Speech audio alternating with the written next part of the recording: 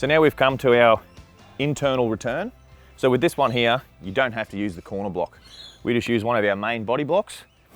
We've put our footing in, we've got our 100mm to bury that block in. So we've got our main body block that we're going to put in place.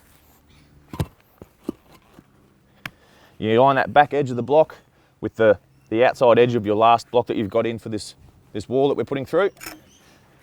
And then as we did with our first course, grab your level and your mallet.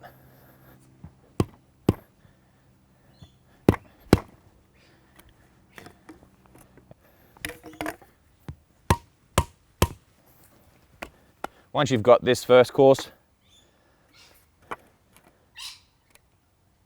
level, the rest of the wall is going to go in spot on.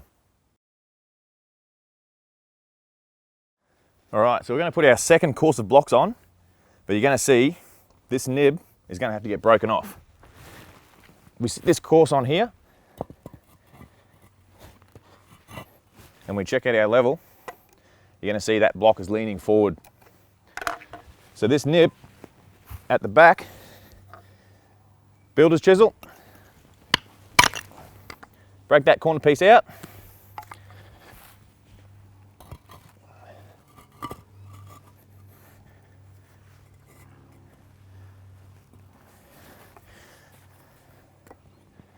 And that's got that back sitting nice and level.